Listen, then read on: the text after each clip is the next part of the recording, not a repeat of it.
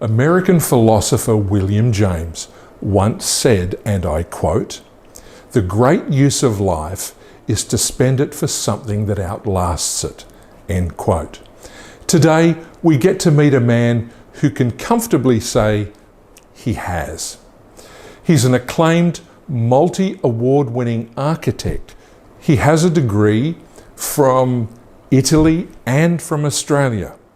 His thesis on fire and earth construction was highly acclaimed and the foundation reference material for one of the first restorations on an earth construction in Italy. He also has a degree in music and plays the violin like he was an angel in heaven and can legitimately be called a maestro. In 2020, while most of the world was dealing with COVID-19 and varying degrees of quarantine, this man we're about to meet was preparing and entering an international competition. The competition's brief was limited and small. You had to prepare a variety of menus for 9 people in an extreme environment, and the food supply had to be self-sustaining. This man entered that competition, and in October 2020, it was announced by a former astronaut in Dubai, his name. His name is Giuseppe Calabrese, and we're privileged to meet him. Welcome. Thank you, Craig. And it's good to be here. You're such an unassuming person. In fact, when I met you the first time, I was thinking, is this the guy that did it? What inspired you to enter such a competition?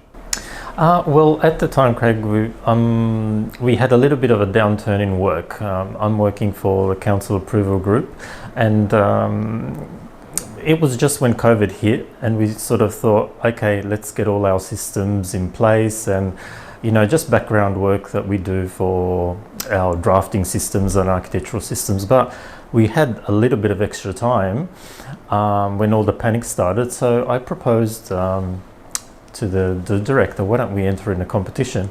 And he said, what is it about? What is it not about? Will it be a waste of time? So I actually entered 2.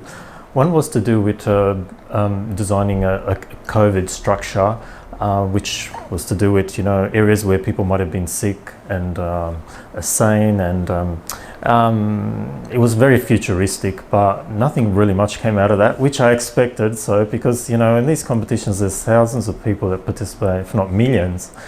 And then so after that we still had a bit of time, and there was another brief that came out.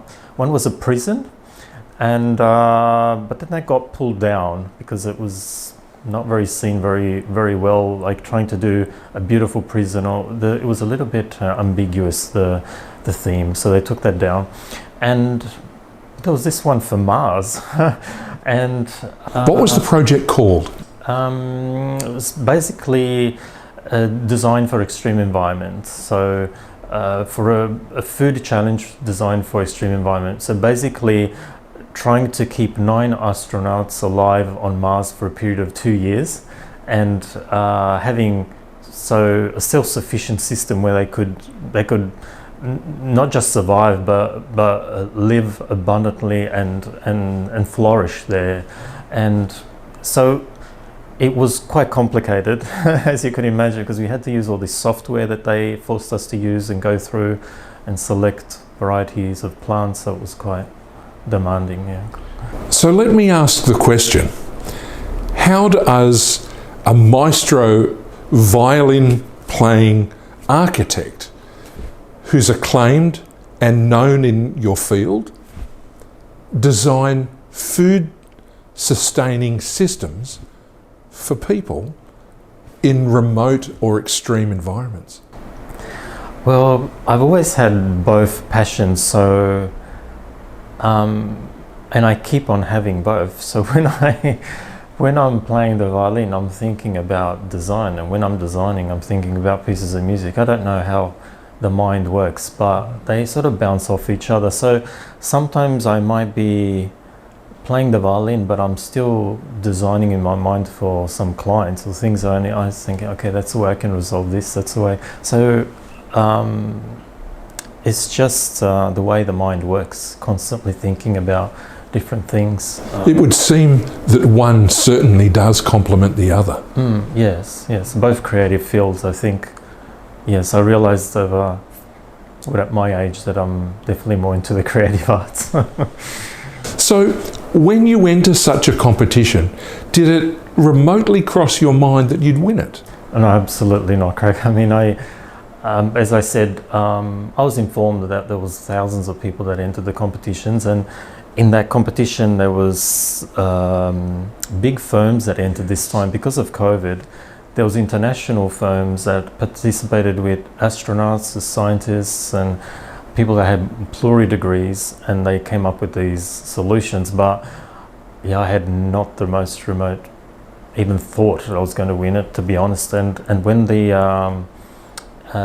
told me that there was only in the hundreds that entered, because the rest, they didn't even make it to the entry, because the brief was the brief, but then when they told us what they required, there was another brief, and that revealed all this scientific information. So it was actually quite demanding. A lot of research went into it, and I had to read lots of theses and research papers to actually come up with a solution. It wasn't just let's design some pretty structure. Here we're talking about a complete different environment, something that had to really work.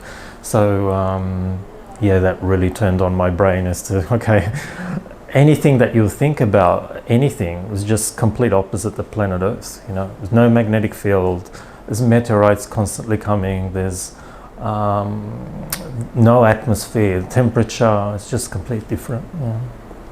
Wow. I'm sitting here listening to you, trying to come to terms with the research you had to do before you could even enter. It's mind-blowing what you've done. Now, you've so graciously shared with us some of the images that are yours, that we're going to be displaying throughout this video for the Mars City design. And I must say, it looks amazing. And when you see the original brief and you shared that with me, I looked and I thought, it doesn't tell you anything.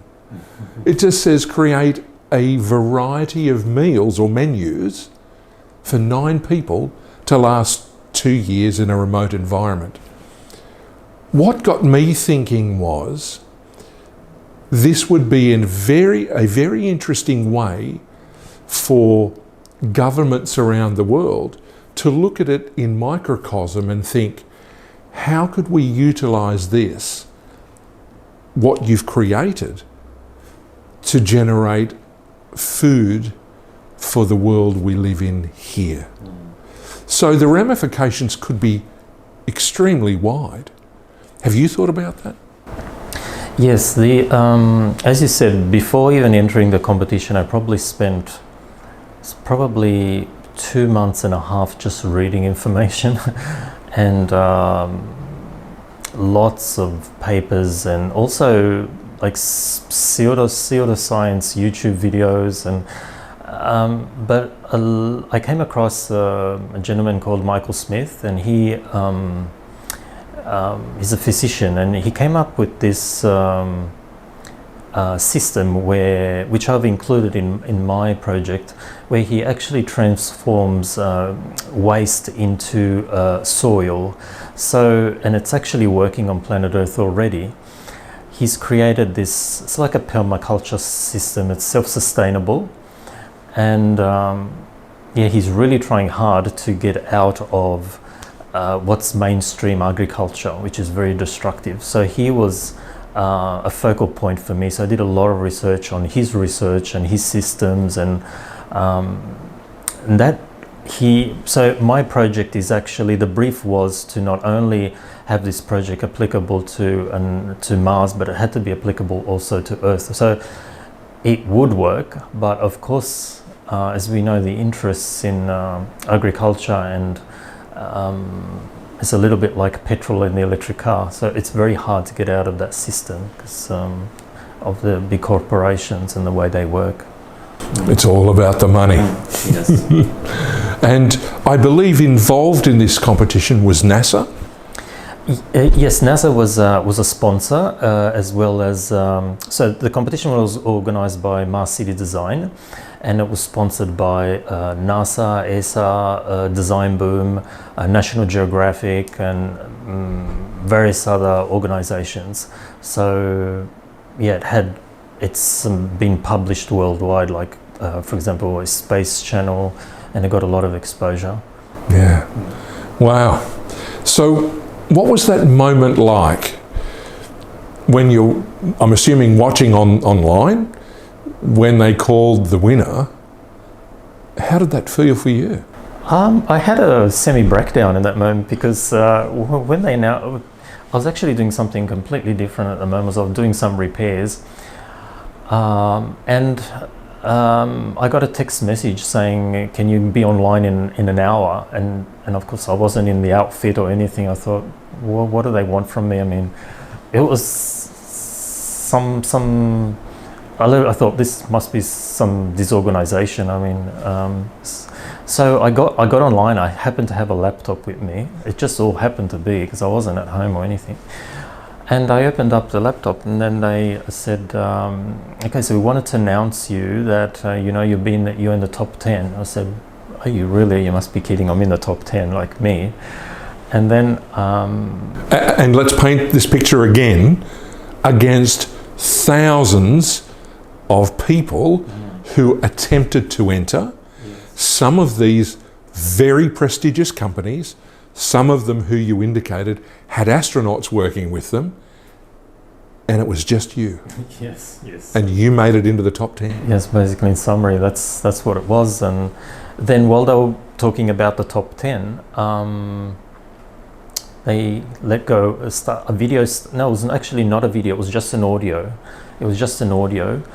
And I thought, what's this all about? This astronaut, Terry Wirtz talking. I couldn't understand. What am I listening to? What are they making me listen? And then understood. So this person's he's announcing the winners. Why are they making me hear it now? Anyway, they went. Eventually, he announced the winner, and then I couldn't believe. I mean, because they created a bit of a surprise. And so I actually started crying because I couldn't believe it at the moment that it was just an amazing moment. And the first winner of the Mars City Design Urban Farming Challenge 2020 in the category of Mars-chitecture is Sprout by Giuseppe Calabrese.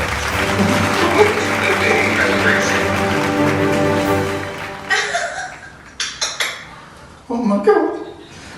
Did I really win? There it is! Congratulations, Giuseppe!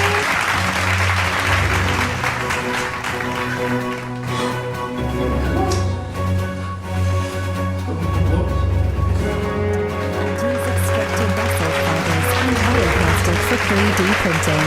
AI will be digging trenches and printing foundations for the algae pools of the Green Powerhouse, a system invented by Michael Smith. After installing the photosynthetic collector core, compressed bricks will be locked together to form the walls, and the whole structure will be closed with 3D printing of the Nubian vaults. Extracted silica will be shaped into glazing to close each end of the vaults. At their arrival, waste from crops will be moved into the Green Powerhouse and dealt with immediately, creating the power that will sustain life on planet Mars. Sprout introduces a self-sustaining, self-managing ecosystem that can be utilized for the year-round production of organic food in virtually any climate, with both Earth and Mars applications. Very grateful. Just thanks so much. I wish I could be there. I don't think this year we can travel anywhere. Congratulations, Giuseppe, and congratulations, Justin, on a great job. And really to all the contestants for putting in a lot of amazing work. You guys did some impressive work, and hopefully we can use that on the planet of Mars, which is literally, I'm looking at it right now. It's directly above me here in Dubai. So congratulations, guys. Bye-bye.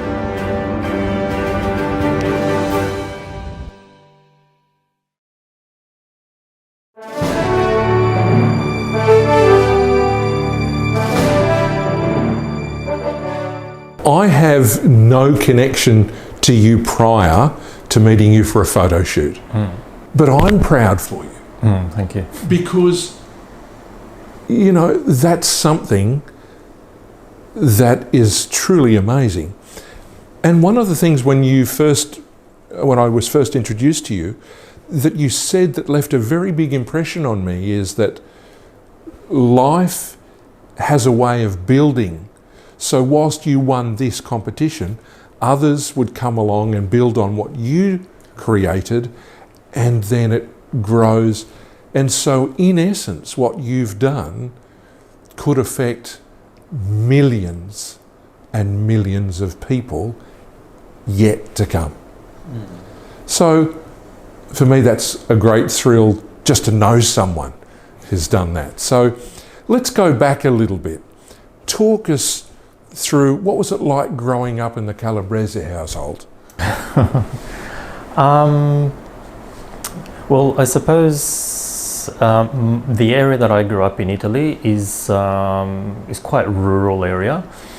Well, my parents, they were very interested to make me and my sister go to school and get educated. So I was the first in the whole family to get a degree at the time. And so my sister got a degree in law and she studied piano. So because they didn't have the possibility of going to university, they certainly wanted us to do really well. So it was a life of a lot of sacrifices, and also just doing a lot of things but on our own. For example, Dad built 2 houses, but when I say built, we physically built them. And so at the time, I always thought, wow, this is hard work. Life is just really hard work. So, I would spend weekends for years just wheelbarrowing stones, digging. He taught me how to weld, mixing concrete by hand. This went on for several years. And so just a lot of hard work, I suppose. That really came into me as, life is hard, but it's also, look what Dad has done, what my mum's done. They work really hard and I can build their house. So I think that tenacity and that not giving up is really ingrained into me. I will work really hard and not give up in any circumstance. And even just in this competition, as many have given up, I just thought, okay, the fee's been paid, I'm going to do this. So yes, so it was not the easiest household because of I suppose we were not very wealthy, but in the same time there was a lot of love and a lot of caring to make us study and do our best that we could. Wonderful. So where does your sister live? She's currently in Italy. She's near Rome, an hour from Rome. So what brought you to Australia? Well, in a nutshell, my parents used to live here many years ago. And I happened to be born here. Well, my sister was born in Italy. So while we were coming here, my mum was pregnant, so I happened to be born here, and I grew up here up to when I was 8. And then my parents, I think my father decided it was time to go back. He was just missing Italy and he wanted us to grow up there. So we packed up and grew up over there. So went to change several schools, as you can imagine, changing suburbs and all of that. So it was completely my life was tilted back upside down again, because different language, different systems, and you can only imagine Italy now. At that time was quite disorganized, and still is. So yes, I went to school and conservatorium and army, university. I did everything over there, and then once I finished, I worked for free for quite a bit of time there with an architect. I decided I couldn't keep doing that. It was just not going to be the way. I wanted to do something with my life, and not just, it's not a probably nice thing to say, but I see quite a few of my friends, they just moved in with their parents and they use it a little bit as an excuse. Okay, there's no work, there's nothing to do here. But I think, well, me personally, I just want to, okay, I understand that, but there has to be some solution. As my dad had migrated over here, I'm going to migrate somewhere. Initially I thought to go to north of Europe, and then I thought, well, I've got the passport, I'm just going to go back to Australia, see how things are, maybe just stay there, get a bit of experience, come back to Italy if something will come up. And I was just prepared to go work at McDonald's, anything just to get started somehow. And I thought, something has to come out of it. And so yeah, a great lot of courage, and a little bit of ingenuity, I think. And yeah, that's why I'm here now. I just keep going. Fantastic. I love that ability that you have, that just said, I'm going to give it a shot. That actually embodies and personifies the great Australian ethos of having it or giving it a go. And it's wonderful that you've done that. You now live here, you've got a lovely home. When you got the home, you've done a lot to it. You've added your touches to it. Yes, I suppose the kitchen was the kitchen was a major one. Yes, I built some walls at the front, so just a little terrace. I've done some work at the back, just fencing, concreting, timber walkways, been planting gardens, self-irrigation systems, repairs in the roof, crawling on roofs. But I sort of enjoy that as well, because it gives you opportunity to really see how your house clicks and understand it, and you learn by doing. So you start looking things up on how things have to be repaired, and gives you some satisfaction. Yeah. Fantastic. And it's interesting when you've talked about plants and everything, and how all of your experiences putting the concrete together. I can't imagine the torturous time that must have been as a young man to be going, what the heck is this all about? Why am I doing this? And all of that has fed into exactly where you are now. That's right. I mean, it would be endless weekends, and also the summertime, just day after day. And I was wondering, what are my colleagues at school, what are they doing? Like, I'm just here, we're also working the land, and we're just literally sweating. So it was a lot of hard work and building. But I suppose I never knew I was going to study architecture, and this, working with my hands and understanding how things are built, I eventually moved into the other sphere. Okay, and I worked with people, they have no idea how things are built. Hammered my fingers a few times. I know how things are put on together, and I used to joke with my a friend I was sharing a house with at uni. I once made him put a nail in a wall. He made a massive hole. I just thought, it's just a nail in a wall. But my dad told me, you have to have the ability to be able to do a bit of everything in your life. And it's true. Maybe not everything perfect, but just, as you said, have a go, try your best. And then, if you can't do it, you just call somebody to help. But it's an old wisdom that doesn't seem to be around much for a lot of the rising generation. That's true. True. Too comfortable. Yeah, very much. And so you were invited by a company in the UK to write a book? Yes. And have you done that? Yes, that's been published. It all came about because when I arrived to Australia, As you know, I did a thesis in earth construction. Yes. And now in Italy, it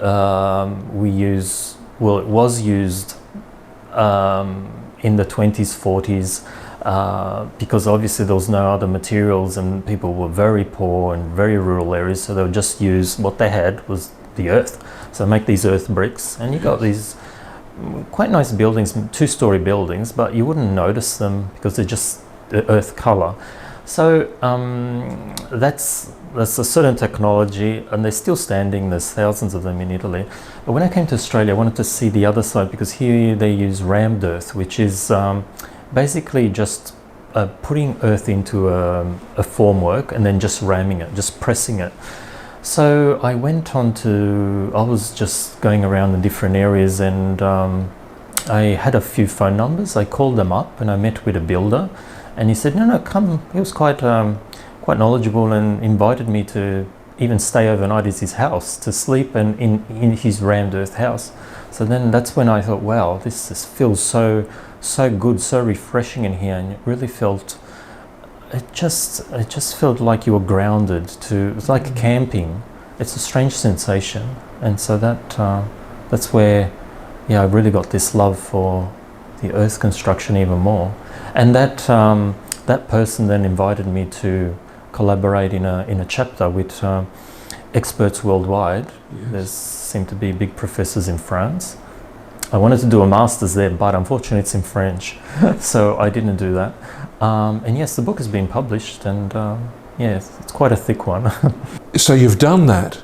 You became, and talking of rammed earth and construction, you ended up in the Middle East, in Riyadh, in Saudi Arabia, as the project architect for, what was it? How many hectares? It was about 30 hectares. 30 hectares of earth, and you were overseeing all of that. Correct. What was that experience like?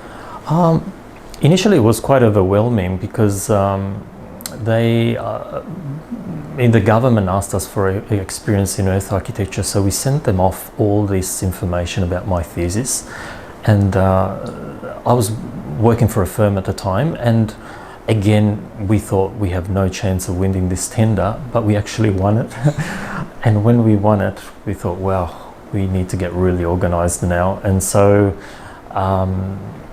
we went from a firm of, we might have been 5 people to 30 in a few weeks. We were just getting new people with different expertises and organizing the office, and it was a quite intense period. And there was experts worldwide, and people doing museology, people doing signage and translations and presentations, so it was really intense. But it was fantastic going over there and seeing those buildings. There's something about just touching the material and how earth is used differently worldwide. So we've got, for example, just Australia, rammed earth Italy.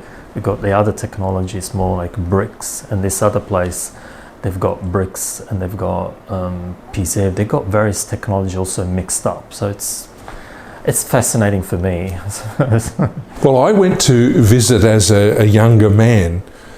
My mum had a friend who was a nun in a place called Stroud, north of Newcastle, and they had built a convent out of mud bricks. Oh, you see. And it was a very interesting experience. A little Spartan, as you could probably imagine for a convent, but I was thrilled and amazed that this was done by hand, essentially. And to hear you talk about those buildings in Italy which still stand. Yes, yeah. It's not hard to see how intrinsic your upbringing still is yielding those kinds of results today. Amazing. And you've won an award in Ghana, I believe? Yes. What was that about? That was about building an arts centre, again in a very extreme environment. So we're talking almost, no water, sort of desertic situation, and using the materials that are available on site. So we're all used to going to shops and buying sand and concrete, but we're talking about places that are very poor. We need to make a school for an art center. What are we going to use? How are we going to do it? So again, using technology. In that competition, the project was a very good project, I believe, but I didn't present it in the way I think I wanted to. And that's why, for example, I didn't invest a lot of time in doing a really great rendering. And that's why in this Mars one, I just thought I'm going to do it really good this time. And I have given myself a bit more of a chance. And then again, in that Ghana one, I was selected, it was an international competition. And it also got published worldwide. And it was quite interesting getting into, I did a lot of study into the symbols that they had and incorporated that inside the project. Lots of ventilation. It was a beautiful project as well. Wow. So I loved how when you were talking about Riyadh in Saudi Arabia, that you glossed over the fact very quickly that there were experts from around the world. We could have added, of which you were one. So truly a wonderful thing, and you've had all of these accolades and awards. I have a burning question to ask. Where do you go from here? So from here, I would like to further my studies in space. I've always had a huge interest, and I only realized that now winning this competition, big interest for pyramids, and so Egypt, which I have visited recently before COVID, and UFO, crop circles, all this sort of world. And I've been reading about space for a long time. I would like to possibly do a PhD in space architecture. It's quite ambitious and it'll be quite time consuming. But I'm evaluating because space at the moment is very much for engineers and aeronautic engineers, so it's a lot based on science. For architects, there is a very small field. I know who I would like to have as a supervisor. It's quite a selective group of people that are working with space at the moment. So I think it will open up for architecture in the future, where eventually we'll have to take in account psychology effects and colors, being comfortable in space. Now it's more about getting there and creating a small colony. So yes, I'd like to do a PhD. We'll see how things go.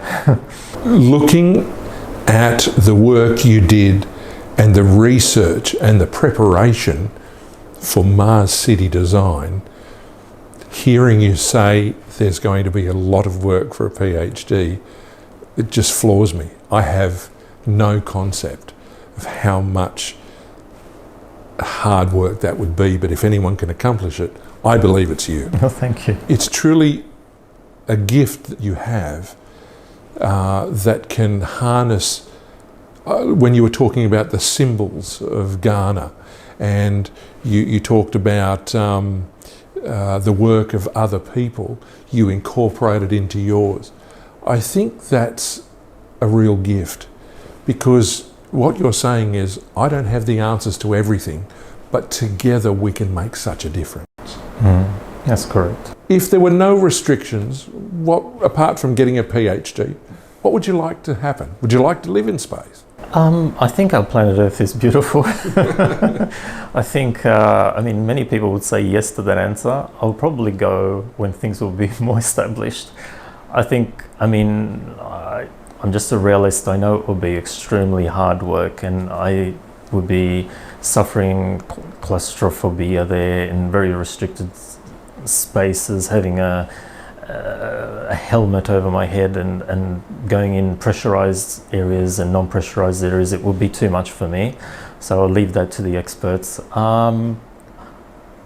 Space tourism is becoming a reality. It's going to take off in the next couple of years. We've got big names, for example, Elon Musk and Virgin Atlantic. They're already preparing to go into the atmosphere, and people will be having weddings up there. There'll be science classes up there, and people will be, seeing just the Earth, the round shape of the Earth. They'll be having science classes with telescopes. You'll be able to see other planets. I mean, for us, we just think it's a fantasy, but this is actually happening already. Yeah. So they're booking people in to go up there. And the ticket price will eventually go down. Yeah. So it's just normal. We are on planet Earth now, but we're not a species that is going to stay here forever. We're eventually going to create a base on the moon, and then from there we're going to create another one on Mars, and then we'll just have backup of humanity. It will be slow. It will take hundreds of years, but I don't believe that this is our final spot to be. If I may, let's go and discover a little bit more about your Mars City winning design. So perhaps you could talk us through a few of the renderings, and we're going to show them on screen. So with the magic of technology, here it is. There it is. Now talk us through this scene here. Yes, in this scene basically we've got the Jezero crater, which is exactly where Perseverance rover has landed last month, and that's basically an ancient lake which has a delta arriving to it. And what I've done, I've gone through, as I said, several papers, and as you can see in that picture, there's a little bit of blue near the delta. That little bit of blue is called smectite. That smectite is a type of clay that is perfect to build bricks. And so the regolith is a material, so it's the Mars sand, let's call it, that will be shaped into bricks. So these bricks get compressed, they get microwaved, and then they get stacked onto each other into the shape of a sort of a Lego construction. So Perseverance is exactly near that delta at the moment. Wow. And so this next diagram? This next diagram shows the whole structure that's in a shape of let's call it a snowflake. This structure had to be also done in a way that it will be then copied and pasted and will be expandable. And this shape allows the roads not to intersect with each other when we'll have several, let's call these snowflakes. And we have all these arms, let's call them. These arms are showing areas that are built with regolith walls and have a cover, and inside them there will be the pressurized cylinders with the seeds. So we have several of these pods have plants, others have seed vaults, and others are for the human habitation. At the center of the whole system is a whole, let's call it a big machine with algal raceways, so that creates soil from the waste that will be produced by the plants. With the rover has, the concept is always seeing in the future, pushing our boundaries in the way we see things, and this rover has different attachments. One of the attachments is to lift as a bit of a scissor hoist in the top left there, lifting the bricks, and it's also compressing the bricks, making the bricks, and then lifting them, stacking them all on each other. In the bottom image, you can see another attachment to the scissor hoist has got a mechanical arm, which will be 3D printing a roof. And the roof is a Nubian vault. It's actually a roof that doesn't need a support. So it's at a 40-degree angle, and it's created with basalt and silicon, which are all materials that are currently available from Mars. And so all this system will be done remotely by artificial intelligence. Incredible. So I really love this picture. What is this? This is a view of an inside of a cylinder. So there's been a lot of experiments that have already been done on planet Earth, and these cylinders are pressurized cylinders that will be inserted inside these walls of regolith. Inside these cylinders there will be seeds that will be sent by planet Earth, and they will be already sprouting, so there'll be a whole harvest ready from when the astronauts come. Incredible. And then all the waste from the plants will be then moved at the center of this big snowflake. So what we're seeing in this image here exists in the arms we saw of your snowflake Correct. building. And so there would be, I suspect, a large number of these in that snowflake design. Exactly. To provide a variety of meals for the 9 people. That's correct, Craig. So the CMOC software forced us to analyze different types of plants. So we couldn't just select randomly. They had selected plants, and that's from NASA data. And so, for example, if you would select grain, that will take a lot of time to get the harvest. It will use a lot of water.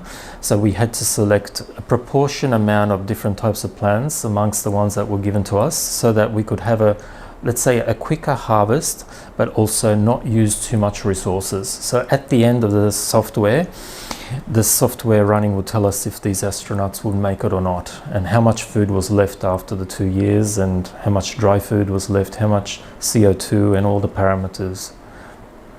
Wow. And so with competing and introducing technologies yet to dawn upon us, this could, in essence, last a lot longer than 2 years. Yes. I mean, that will be the ambition that this expands. It's not just an episode, because getting to Mars will be incredible in terms of resources and expense. So once there, I would just think that yes, the system would amplify and flourish with more people coming and more people wanting to visit Mars. Yeah. I bet those who live there for 2 years are going to really miss a hamburger. Yes, absolutely. Yes. I'm so honoured that I got the opportunity to sit down and have a chat with you, and we'll be watching your future with some degree of breathlessness and anticipation. So thank you so much for your time. Thanks for having me, Craig. Thank you.